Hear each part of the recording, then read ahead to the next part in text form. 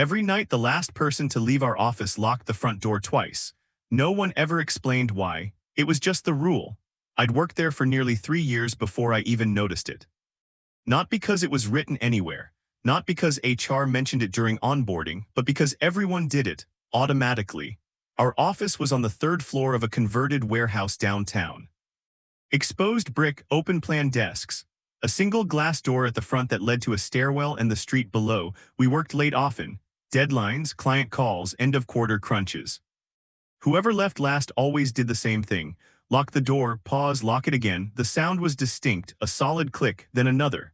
At first I thought it was superstition. The kind of thing offices accumulate over time. Like turning off lights in a certain order, or never leaving coffee in the break room overnight. One evening I asked Mark from accounting about it. "Why do we lock the door twice?" I asked as we packed up. He didn't laugh, didn't shrug, just said, "Because that's how it's done." "Did something happen?" I pressed. He hesitated. "Just long enough to be noticeable." "Nothing that matters anymore," he said. "The rule wasn't enforced. No sign, no reminder email, but if someone forgot, everyone noticed." Once a new hire left before the rest of us. She locked the door once and walked away. Halfway down the stairs, someone called out, "Hey, lock it again." She laughed. "I already locked it." "Again?" the voice said, not joking. She went back, locked it a second time. No one explained, no one thanked her, we just went home. I started paying attention after that. Watching the way people waited silently while the second lock clicked. The way no one touched the handle after. The way conversations only resumed once it was done. One night I was the last person left. Unintentionally. I'd stayed late finishing a report and didn't notice the office emptying out around me. When I finally shut down my computer, the office was silent. Lights off, desks empty. I grabbed my bag, turned off the remaining lights and walked to the door. I locked it once and walked away. I realized what I'd done halfway down the stairs. I stopped, considered going back, then laughed at myself. It's just a habit, I thought, nothing will happen. I went home, slept fine. The next morning the office felt off. Not broken, just quieter. No one mentioned the door, no emails, no questions. Around noon an email went out from facilities. Subject: after hours security review body. Please confirm whether the office was secured properly last night. My stomach tightened. I replied honestly. I believe I locked the door, but I may have only engaged the lock once. There was no response. At 3:47 p.m. my manager asked me to come into the conference room. Facilities was there. So was someone from security. They didn't sit down, they stood near the door. "Did you lock the office twice last night?" the security officer asked. "No," I said. "I locked it once," he nodded slowly. "Thank you for being honest. What happens now?" I asked. He checked his watch. "Now we review the footage." I felt a cold weight settle in my chest. "Footage of what?" I asked. The officer met my eyes. "Of the door opening," he said, "from the inside." Facilities pulled the footage from the security system just after 4. They didn't show it to me right away. They asked questions first, routine ones. "What time did you leave? Did you notice anyone else in the building? Did the door close behind you properly?" I answered honestly. I'd left around 9:20 p.m. The office was empty. The door closed like it always did. The security officer nodded, taking notes. Then he turned the monitor toward me. "This camera is motion triggered," he said. "It only records when something moves near the entrance." The footage started at 9:21 p.m. I saw myself locking the door once, then walking down the stairs. The camera stopped recording. A few seconds of static passed, then it started again.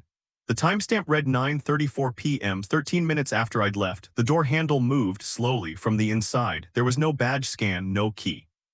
No external force, just the handle turning. The door opened inward, no one stepped out.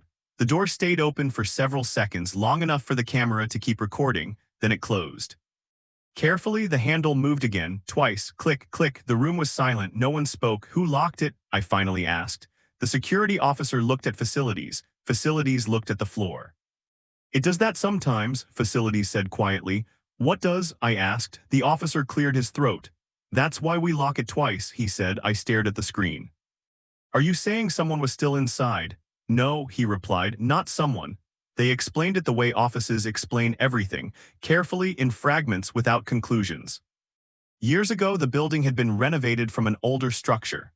Records were incomplete. Access points were sealed. One area had been overlooked. At night, Facilities said, the building settles.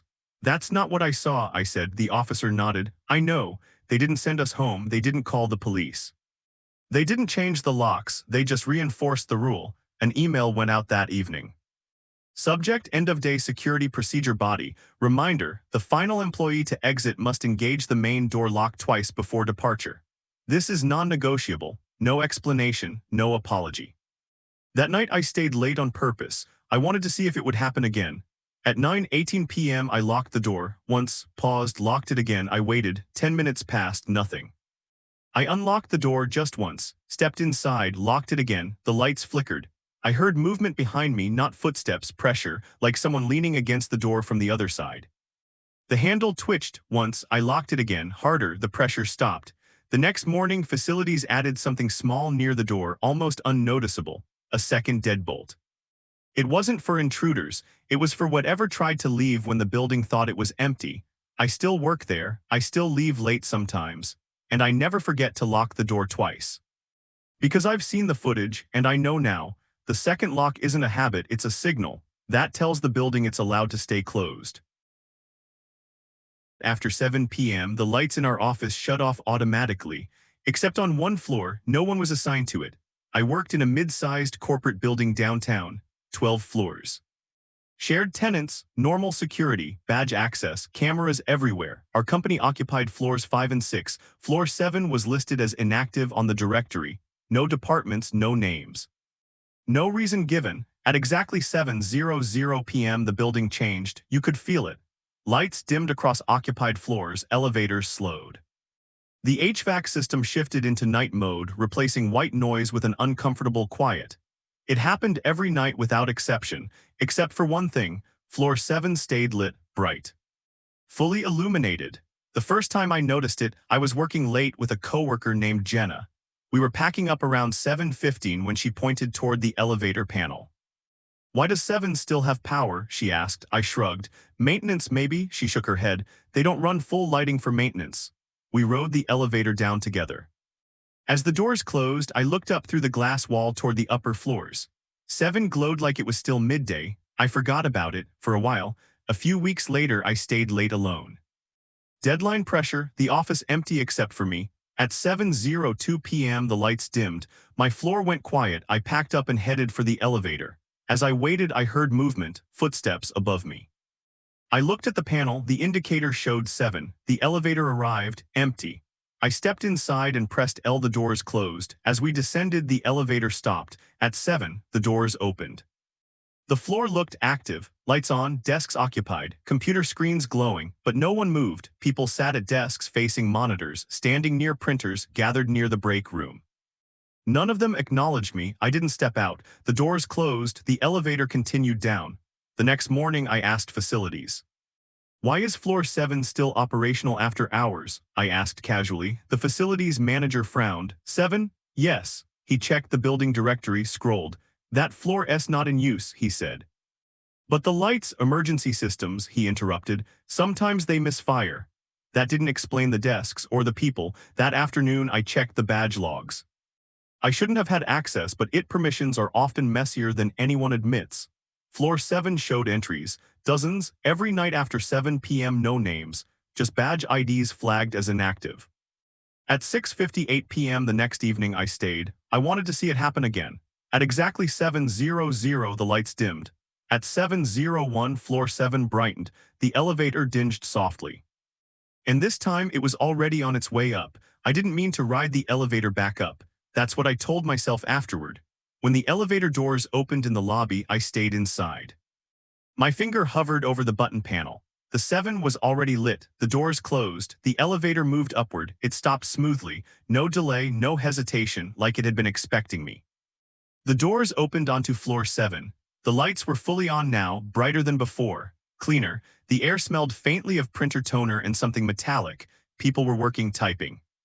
Standing in small groups, walking between desks. They wore business casual clothing, office badges clipped to belts or lanyards. Some of the badges looked old, faded, outdated logos. No one looked at me. I stepped out. The carpet muffled my footsteps. No one reacted. I walked past a row of desks and glanced at the screens. Spreadsheets, emails, internal documents, all familiar. All current. I recognized the company name in the headers, our company. A man stood at the printer waiting for pages to finish printing. I cleared my throat. Excuse me, I said. He didn't turn around, didn't respond.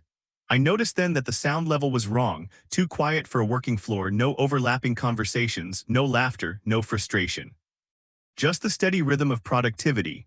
At the far end of the floor, I saw a glass-walled conference room. Inside, several people sat around a table, standing room only. They were watching a screen.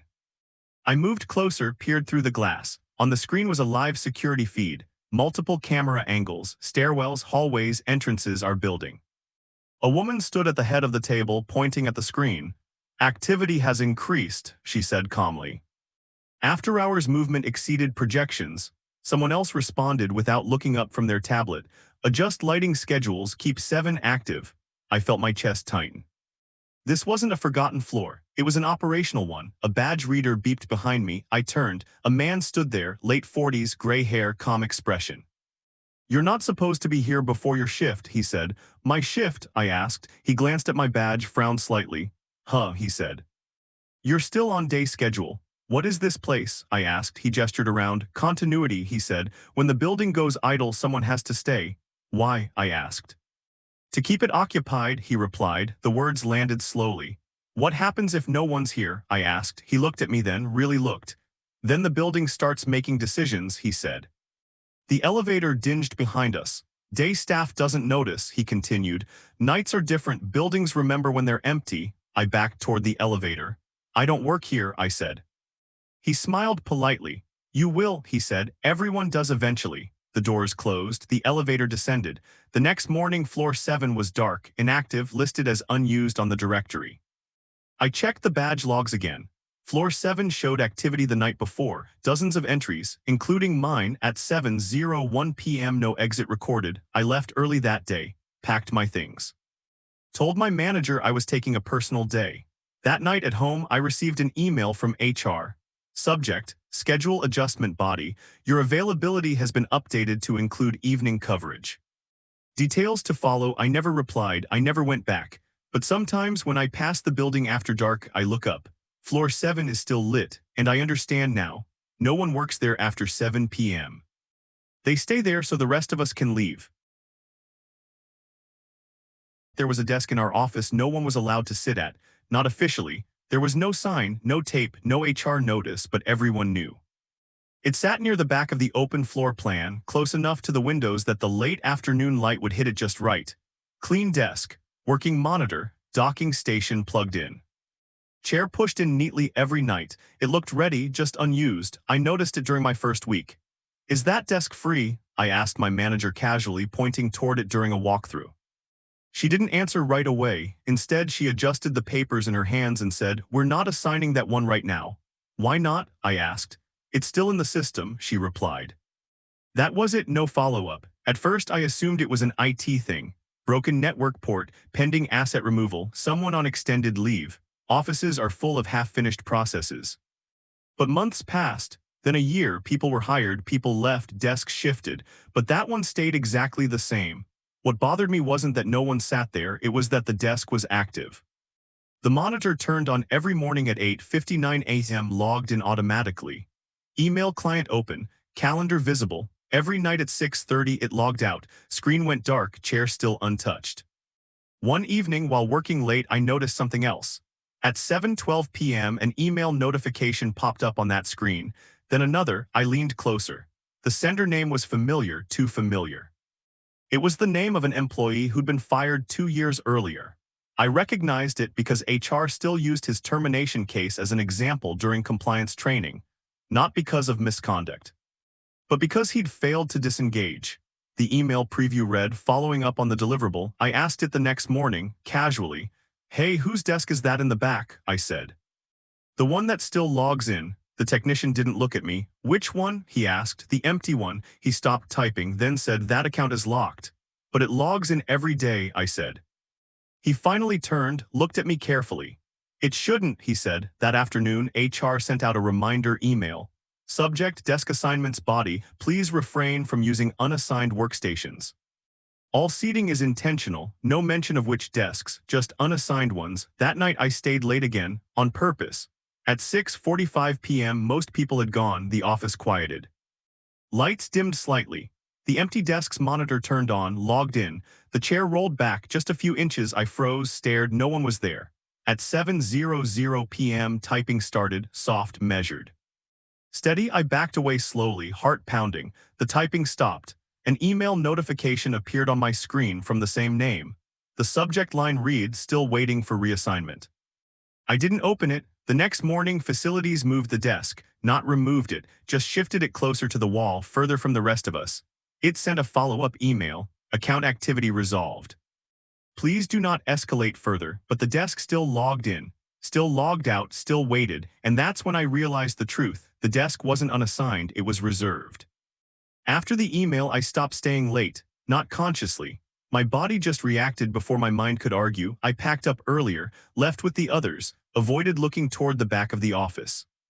The desk stayed, logged in every morning, logged out every evening, never moved, never questioned. A week later, the name disappeared from the company directory, not just marked inactive. Gone. Search results returned nothing, as if the employee had never existed, but the desk still received emails, internal ones, project updates, meeting invites. One afternoon, I noticed something new. A calendar reminder popped up on the desk's monitor. Performance review 3:00 p.m. No room listed, no participants, just a time. At 2:58 p.m. a meeting room booking appeared on the shared calendar. Conference room C occupied from 3:00 to 3:30. Organizer redacted at exactly 3:00. The typing started again. Faster this time, urgent, people noticed. You could feel it ripple through the office. Heads turned, chairs shifted. No one spoke. At 3:31 the typing stopped. The meeting room booking vanished. The calendar reminder cleared. At 3:34 HR sent an email. Subject: role consolidation update. Body: please note that one position has been absorbed due to restructuring. No action is required. That night I couldn't sleep. I kept thinking about the phrase absorbed. The next morning my manager stopped by my desk, smiling, too friendly. "We're making some adjustments," she said. "Your responsibilities are expanding." She slid a document onto my desk. Temporary coverage assignment. The role description looked familiar, too familiar. It matched the job listing of the person whose desk no one used. "I'm already busy," I said. She nodded sympathetically. "This won't be long-term." At 4:45 p.m. my badge stopped working on the elevator. I had to wait for someone else to scan in. At 6:30 p.m. my computer didn't log out, it stayed active. At 6:31 the empty desk logged in again. An email appeared in my inbox. From the same name, "You get used to it." The next day my name didn't appear on the seating chart. But my login credentials worked on the empty desk. It sent one final message. "Account merge complete." I tried to resign, submitted the form, scheduled the exit interview. HR never replied. But facilities moved another desk, placed it beside the reserved one. Identical setup, identical screen, identical chair. Mine. I understand now. People don't quit this company, they transition. The desk was never reassigned because it was never vacant, it was waiting. And one day, when I stop leaving on time, when I stay just a little too late, someone else will ask if my desk is free. And HR will tell them the same thing: it's still in the system. The cleaning crew skips conference room D every night. Not because it's locked, because it's occupied. I noticed it by accident. Our office hired a new cleaning contractor after complaints about inconsistent service. For the first few weeks, everything ran smoothly: trash emptied, desks wiped down, carpets vacuumed like clockwork. Except for one room. Conference room D sat at the far end of the floor. Glass walls. Long table, 12 chairs, a wall-mounted screen we rarely used. It was technically bookable, but no one ever booked it. One night I stayed late finishing a presentation. Around 8:40 p.m. I heard the cleaning crew arrive. Carts rattling, vacuum motors humming, soft conversation in a language I didn't understand, normal sounds, comforting even. From my desk I watched them move down the hall. Room A cleaned, room B cleaned, room C cleaned, then they reached room D and walked past it. No pause, no glance inside. Just straight past like it wasn't there. I assumed it was an oversight. The next night I stayed again, same thing. By the third night curiosity won.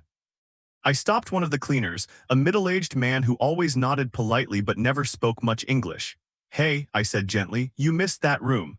I pointed to conference room D. His expression changed instantly, not confusion, recognition. He shook his head.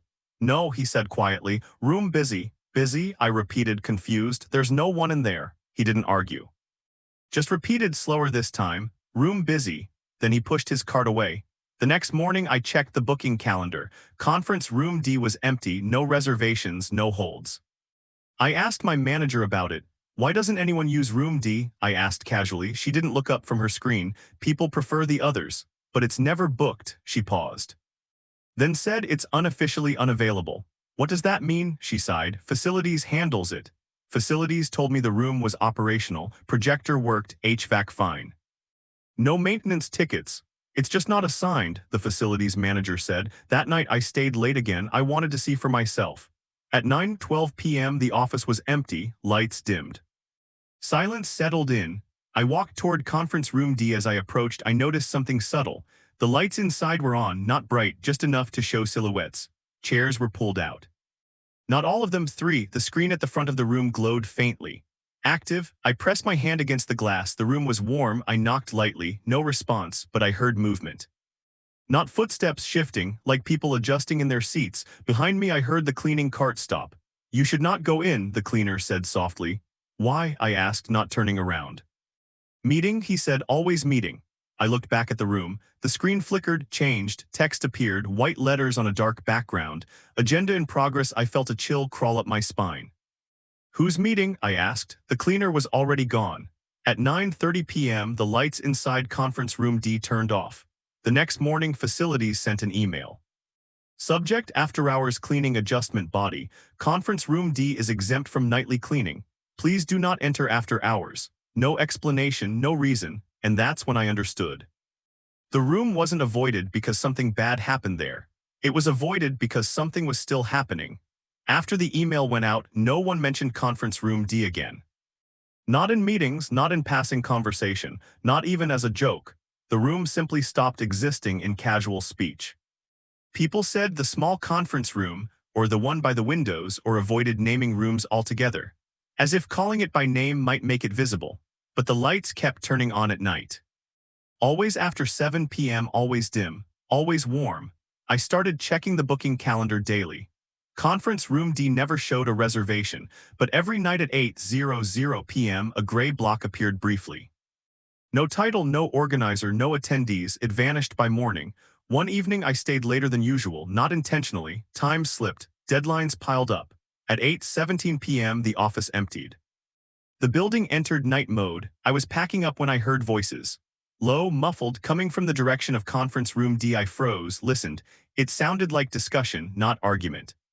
Not panic, just routine conversation. I moved closer. The glass walls of the conference room were fogged slightly from the inside, not condensation, heat. I could make out shapes now. 4 figures seated around the table, one standing at the screen. I recognized the stance. The posture, the way they pointed at the screen. It was my manager or someone who looked exactly like her. The screen changed again. Lines of text, bullet points, reviewing after HOURS compliance. A list appeared beneath it. Names, employee IDs, departments. My name was on the list. I stumbled back. Heart pounding. The cleaning crew arrived moments later. They stopped when they saw me near the room. The same man from before shook his head slowly. "No," he said firmly. "You're not supposed to watch." "Who's in there?" I asked. He hesitated, then said quietly, "People who did not leave." The voices inside grew louder, not angry, focused. I heard my name spoken clearly, followed by a phrase that made my stomach drop. "Pattern forming." The lights inside the room brightened suddenly. The silhouettes turned toward the glass all at once. I stepped back into the hallway just as the lights shut off. The room went dark, cold, empty. The next morning my manager called me into her office, smiling, calm. "Facilities flagged your badge," she said casually. "You were still in the building after hours." "I was finishing work," I said. She nodded. "That's how it starts." She slid a document across the desk. "After HOURS access agreement. This is optional," she said, "but strongly recommended." "What happens if I don't sign?" I asked. She leaned back slightly. "Then you'll keep appearing on the agenda." I didn't sign. That night I watched from across the street, lights out across the building, except for one room. Conference room D inside, silhouettes gathered again. Chairs pulled out, screen glowing. The meeting started on time. I quit 2 weeks later, no exit interview, no goodbye email. But sometimes when I pass the building late at night, I look up. And I swear I can see someone standing at the screen in conference room D reviewing names, checking attendance, making sure the office knows who hasn't left yet. The badge shouldn't have worked. Everyone agreed on that. Security, HR, all of them said the same thing. His access was revoked. The problem was, the logs didn't care what they said. I worked in IT operations for a financial firm with strict access control. Badges tracked everything: entry points, timestamps, even which elevator you used. If you were terminated, your badge was disabled within minutes. That was policy, that was law. 3 years ago, an employee named Daniel Ross was let go. Not dramatically. No shouting, no escort, just a quiet termination on a Friday afternoon. By Monday, his desk was cleared. His email deactivated, his badge marked inactive. Except it kept scanning. The first time it happened, we assumed it was a system error. The access log showed 02:14 a.m. Badge ID 4471, main entrance, granted that badge belonged to Daniel. Security ran the cameras. No one entered. The doors opened, then closed. Tailgating, someone suggested. But the timestamp didn't match any other entries. No overlap, no human error. We flagged it, closed the ticket, moved on, then it happened again. 02:16 a.m. Badge ID 4471, stairwell B, granted, still no footage. No movement, no person, just access. HR was notified, they double-checked the termination, everything clean. Maybe someone cloned the badge, security said. They ran an audit, no duplicates, no active credentials tied to that ID. The badge wasn't active, it was just allowed. At 2:00 a.m. every night the same pattern repeated. Main entrance. Stairwell B, elevator bank, floor 6, no exit scan, ever. I pulled the historical data. The badge had never exited the building. Not once. I asked security why no one had investigated further. They avoided eye contact. Why wasn't this escalated? I asked. The guard sighed. Because it's not new, he said. What do you mean? Sometimes, he said slowly, the system doesn't forget people right away. I laughed nervously. That's not how access control works. He didn't smile. That night I stayed late. I wanted to see it happen. At 1:59 a.m. I sat in the security office watching the monitors. The building was empty, lights dimmed, silent. 02:00 a.m. the log refreshed. Badge ID 4471, main entrance, granted, the door opened. No one walked through, the air shifted like pressure changing. Then the stairwell door opened, floor by floor, upward. I checked the camera again, nothing, but the badge kept moving. At 2:07 a.m. it reached floor 6, Daniel's old floor, the lights there turned on. And for the first time since his termination, his desk computer came online. At 2:08 a.m. Daniel's computer finished booting. I knew it was his machine because the hostname flashed briefly on the network monitor. ROSS D617, the system shouldn't have allowed it. The account tied to that machine was disabled years ago. Yet the workstation authenticated. Security zoomed the camera on floor 6. The lights were on, the aisle between desks was empty, Daniel's chair was pushed in, his desk was clean. The monitor turned on by itself. A login occurred, not manual, not remote. The system logged it as local activity. Is anyone up there? I asked the guard. He shook his head. No one alive, he said quietly. At 2:11 a.m. files began opening. Project folders, archive spreadsheets, internal dashboards that hadn't been touched in years. Daniel wasn't accessing old work. He was accessing current data. What is he pulling? I asked. The guard leaned closer to the screen. Performance metrics, he said, staffing projections. Attrition models, the kind of data used to decide who stays and who doesn't. At 2:19 a.m. a printer on floor 6 activated. Security zoomed the feed. Paper slid out, stacked neatly on the tray. No one collected it. I went upstairs, against policy, against instinct. The elevator ride felt longer than usual. When the doors opened on floor 6, the air felt wrong, stale, heavy. Like a room that had been sealed too long. Daniel's desk was exactly as it had been the day he left. Same keyboard, same mouse, same framed photo turned face down. The printed papers sat waiting. I picked one up. It was a report, dated today. Title, After HOURS Access Optimization. The author field was blank. I heard a soft beep, the badge reader behind me. 02:22 a.m. Badge ID 4471, floor 6, granted. I turned. No one was there. The lights flickered. Daniel's monitor changed screens. A message appeared. Access should not be interrupted. My phone buzzed. An email from it. Subject, credential conflict detected. Body, please confirm whether badge ID 4471 should remain active for continuity purposes. I stared at the screen. Continuity. I checked the system notes attached to Daniel's termination. Buried deep, older than most of the current staff. Status, employee terminated, role retained. The badge wasn't a mistake. It was a placeholder. Daniel had been removed, but the system still needed someone to come in after hours. Someone with no HR record, no overtime, no liability. At 2:30 a.m. the badge scanned out. For the first time ever, badge ID 4471 exit granted. The building settled, lights dimmed, systems returned to idle. The next morning security closed the case, HR archived the logs. It marked the issue resolved. Daniel's badge stopped scanning, his desk was reassigned, his account fully deleted. 2 weeks later a new badge appeared in the system, unassigned, inactive. But scheduled at 2:00 a.m. every night. I handed in my resignation the same day. As I was leaving for the last time the guard nodded at me. Someone else will take it, he said. Take what? I asked. He gestured toward the badge reader. The access, he said, the job no one's supposed to have. I locked my badge in my car and never looked back. But sometimes late at night my phone buzzes, an automated alert, no sender, no subject, just one line, after hours access required. There is a rule in our office no one ever writes down. You don't learn it during onboarding. HR doesn't mention it, security won't explain it, you only learn it once. If you're still there after closing, I'd heard people joke about it, little comments during late meetings. Don't be the last one, make sure someone leaves with you, just don't stay too late. I thought it was about safety, about downtown being quiet at night, about liability. I was wrong. The first time I noticed the rule I was still new. I stayed late finishing a client proposal.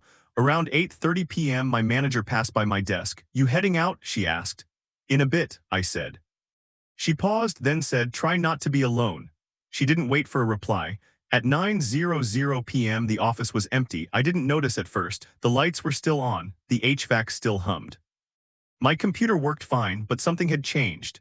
The background noise was gone, no distant typing, no elevator chime, no footsteps from other floors, just stillness. I checked the time, 9:07 p.m. My phone buzzed, an internal message from facilities. Reminder, building enters night state shortly. I packed up quickly, walked toward the exit. That's when I noticed the doors. They were still unlocked, but the badge readers were dark, not broken, inactive. I pulled on the handle, it opened. The hallway outside looked the same but sounded different, echoing, too large. I stepped back inside, my badge reader lit up. Green. I tried the door again, this time it didn't open. I laughed nervously, swiped again, nothing, then I heard it. A sound from deeper inside the office. Not footsteps, not voices, movement like furniture shifting. I called out. Hello? The sound stopped. At 9:12 p.m. the lights dimmed slightly, not off. Just lower, a chime sounded over the intercom. Soft, polite, after-hours protocol engaged. I didn't know what that meant, but my body did. I walked back toward my desk, past empty chairs. Dark monitors, one screen was still on, not mine. It displayed a message in plain text. Please wait until release. I stepped closer. The message changed. Do not exit alone. My badge vibrated softly. Not an alert, a confirmation. I realized then what the rule was. It wasn't about staying late, it was about being the last one counted. And if you were, the office didn't let you leave. I waited. That's what the screen told me to do, so I did. The office stayed dim, not dark. The kind of lighting meant to keep people alert, not comfortable. My computer screen had gone black, but other monitors around the floor began to glow faintly. Not all of them, just enough. At 9:18 p.m. another message appeared on the nearest screen. After hours HEADCOUNT in progress. My chest tightened. Headcount meant people, plural. I stood up slowly, walked toward the elevators. The call button didn't light up. I pressed it again. Nothing. The stairwell door was still there. Unlocked, I pulled it open. The stairwell lights flickered on, bright, welcoming. I took one step inside. A calm voice came over the intercom. Please remain on your assigned floor. I stepped back automatically. The door closed behind me, locked. At 9:21 p.m. I heard movement again, not random, organized, chairs rolling back. Desks shifting, filing cabinets opening. I wasn't alone anymore. Figures stood up from desks I knew had been empty minutes earlier. They didn't look at me, didn't acknowledge me. They walked calmly toward the center of the floor. I recognized some of them, former employees, people who'd left, transferred, laid off, people whose desks had been reassigned. They gathered near the conference area. Standing, waiting, another screen lit up. Release conditions not met. I checked my phone, no signal, no notifications. At 9:24 p.m. my badge vibrated again. This time a message appeared on its tiny screen. Status, unpaired. I understood then. Release wasn't about time, it was about balance. The office needed the same number of people leaving as it had entering, and tonight someone was missing. A man stepped forward from the group. He looked tired, familiar. "You stayed too late," he said quietly. "It happens." "How do I leave?" I asked. He shook his head. "You don't," he said. "Not until someone else stays." The screens updated again. Waiting for replacement, I thought about the stories. The double lock rule, the floor that stayed lit, the desk that was never reassigned, the meetings that happened after hours. The badge that never stopped scanning. They weren't separate rules. They were the same one: never let the office be empty. At 9:31 p.m. the front door unlocked. I heard the familiar click. Then someone had arrived. A voice echoed from the stairwell. "Hello, is anyone still here?" The screens around the floor changed. Release authorized. The figures began to fade, not vanish. Just step back, sit down, disappear into desks and chairs and shadows. The lights brightened. The HVAC hummed again. The office felt normal. The door to the stairwell unlocked. I didn't run. I walked, didn't look back. The next morning my badge still worked. My desk was still mine. Everything was normal, except for one thing: an email from HR. Subject: after hours coverage rotation body. Please note that all staff may occasionally be required to remain on site after closing. Participation is mandatory. I resigned that day. No exit interview, no questions. But sometimes when I walk past the building late at night, I see the lights on, not many, just enough. And I know the rule now: you can stay late. You can work overtime, you can forget to lock the door twice. Just never be the last one counted, because offices don't like being empty, and they will always find someone to stay. Thanks for watching. Like, comment, and subscribe. Terramouth.